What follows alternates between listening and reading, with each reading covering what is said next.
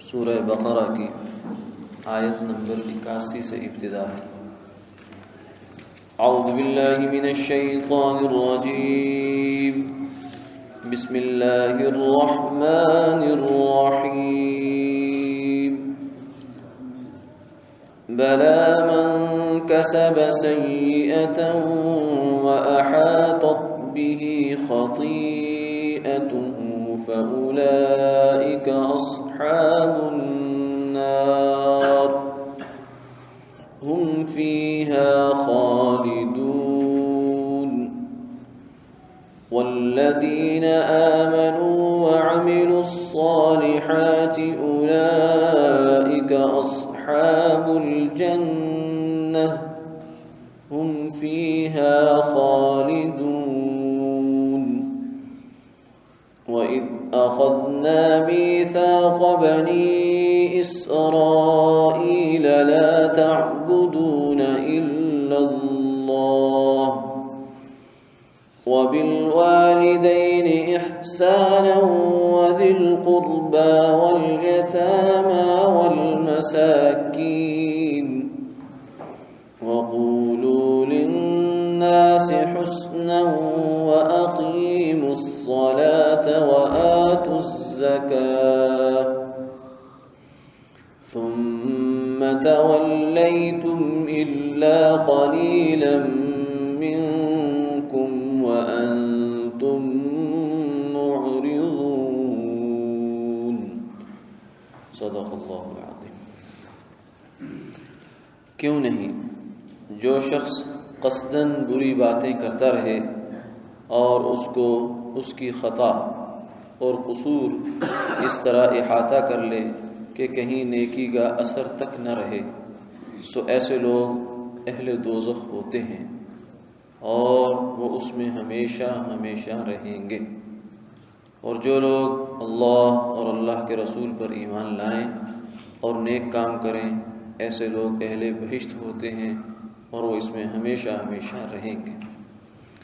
اور وہ زمانہ یاد کرو جب لیا ہم نے توریت میں قول و قرار بنی اسرائیل سے کہ اللہ کے علاوہ کسی کی عبادت نہ کرنا، اور ماں باپ کی اچھی طرح خدمت گزاری کرنا، اور رشتہ داروں کے ساتھ بھی، اور بے باپ کے بچوں کی بھی، اور غریب محتاجوں کی بھی، اور عام لوگوں سے اچھی طرح خوش خلقی سے کہنا، اور پابندی رکھنا نماز کی، اور ادا کرتے رہنا زکوٰۃ۔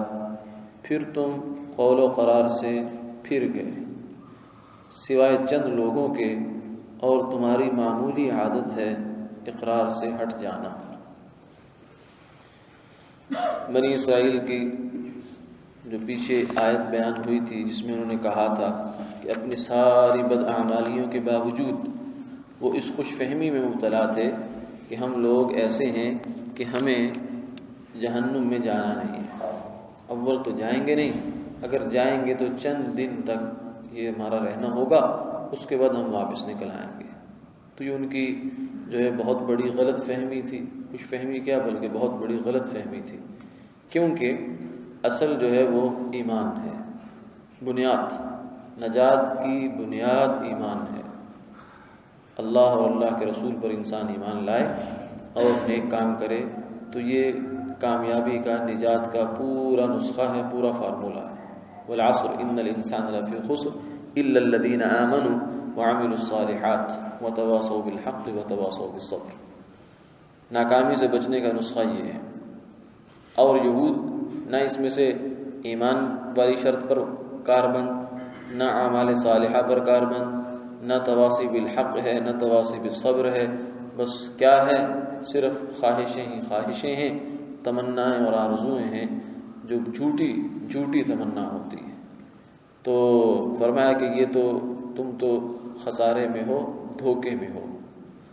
ہاں، جو بندہ بھی ایسا ہو کہ گناہ کرتا رہے حتیٰ کہ اس کے گناہ اتنے ہو جائیں کہ اس کے اندر خیر کا کوئی سلسلہ باقی نہ رہے، خیر کا کوئی اثر ہی باقی نہ رہے۔ یعنی وہ اس کے گناہ کرتے کرتے کرتے کرتے حتیٰ کہ وہ آخری جو نیکی ہے یا پہلی نیکی کہہ لیں، مٹنے میں آخری نیکی اور وجود میں آنے میں پہلی نیکی ایمان ہوتی ہے انسان کی، تو وہ اتنے گناہ کرے کہ یہ اس آخری جو چٹان ہے اس کو بھی ہٹا دے اپنی جگہ سے، ایمان سے بھی انسان فارغ ہو جائے۔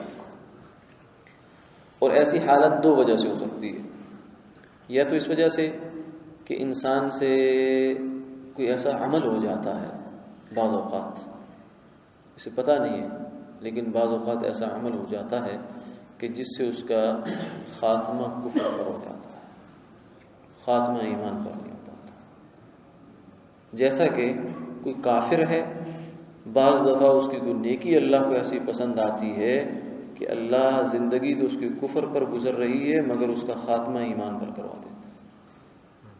حدیث پاک میں آتا ہے کہ اللہ جہنم سے دو لپیں، اللہ کی شایان شان دو لپیں بھر کر ایسے لوگوں کی نکالیں گے جن کے ایمان کو سوائے اللہ کے کوئی نہیں جانتا،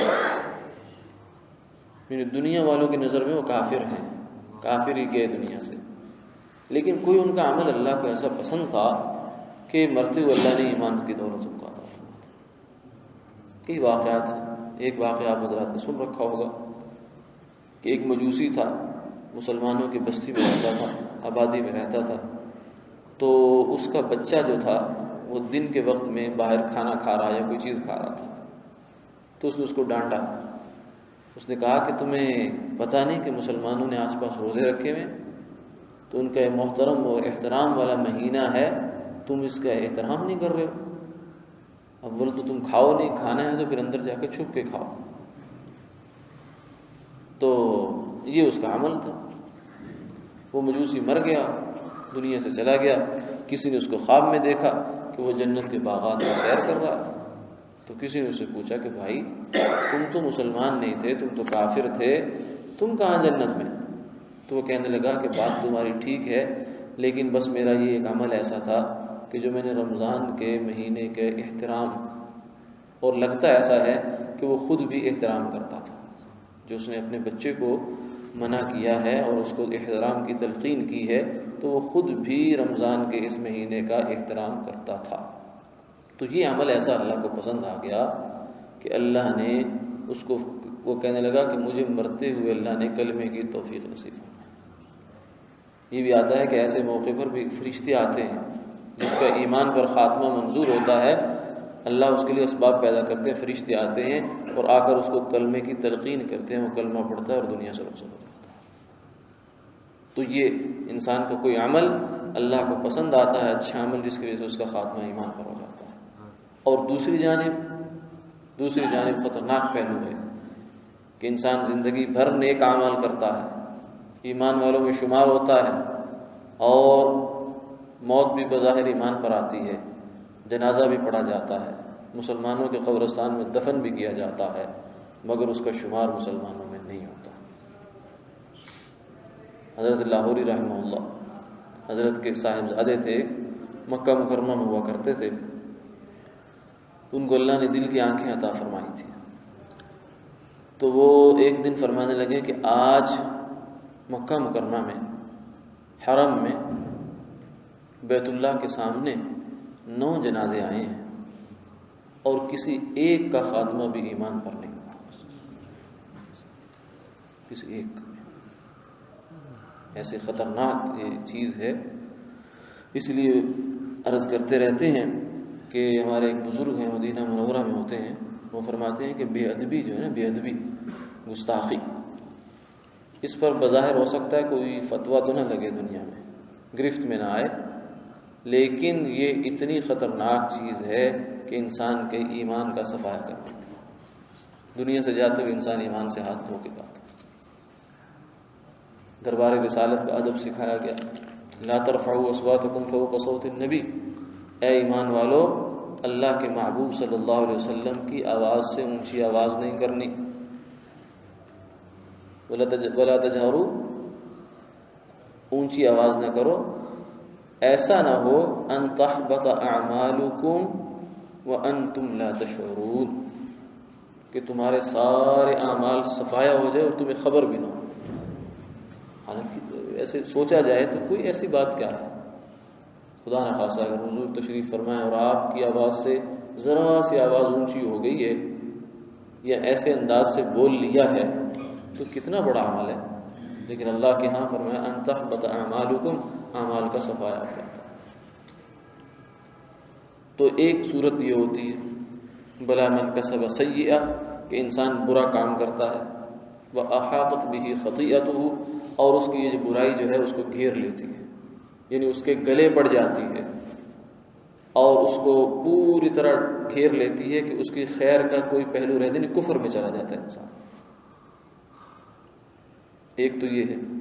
دوسری صورت یہ ہو سکتی ہے کہ بعض دفعہ انسان ایک گناہ کرتا ہے، شیطان ایسا ظالم ہے اور ایسا جو ہے اس کی اسٹریٹجی ہے کہ وہ انسان کو بڑے گناہ کی براہ راست دعوت نہیں دیتا، اس کو تدریج سے لے کے جاتا ہے، ترتیب سے سٹیپ بائی سٹیپ لے کے چلتا ہے. پہلے یہ پھر یہ کرتے کراتے. ایک واقعہ روایات میں آتا ہے کہ بنی اسرائیل میں ایک شخص تھا کہ جو بڑا عابد زاہد نیک آدمی تھا. ایک بندہ جو ہے وہ سفر پر جانے لگا، اس کی گھر والی تھی یا بہن تھی یا اب جو بیٹی تھی وہ اکیلی تھی پیچھے. تو وہ اس نے کہا کہ یہ نیک آدمی ہے، اس کے گھر چھوڑ جاتا ہوں.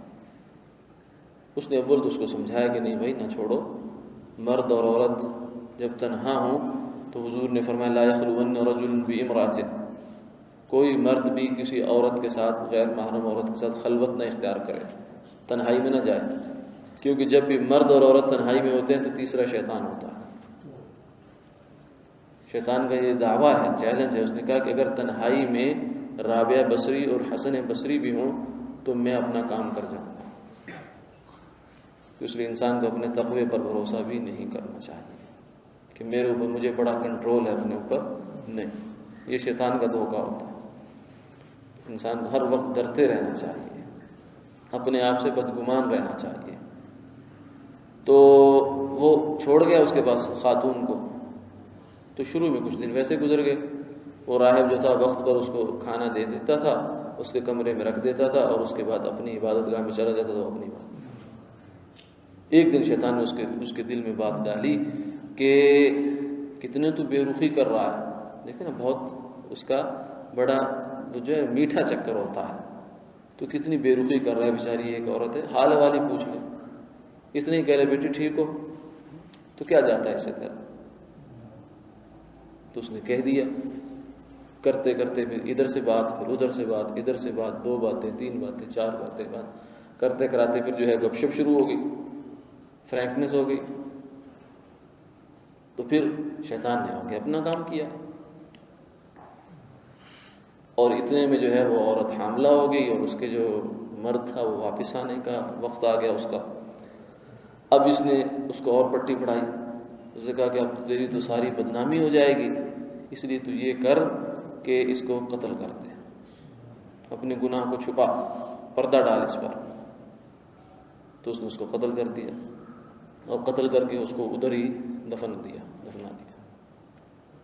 اور جب وہ آدمی آیا تو آ کر جو ہے اس کو کہہ دیا کہ وہ تو بیچاری فوت ہو گئی تھی، میں نے اس کو دفنا کر دیا. دوسرے کہا ٹھیک ہے. لیکن ادھر اس کے خواب میں آ گیا، جا کے کہنے لگا کہ اس کے گھر میں وہ جگہ جو ہے نا وہ کھود کر دیکھو. تو وہ جب قصہ پکڑا گیا، تفتیش شروع ہوئی تو پتہ چلا کہ وہ تو ایسا معاملہ ہوا. اب اس کو جناب وہ گرفتاری ہوگی، لے گئے.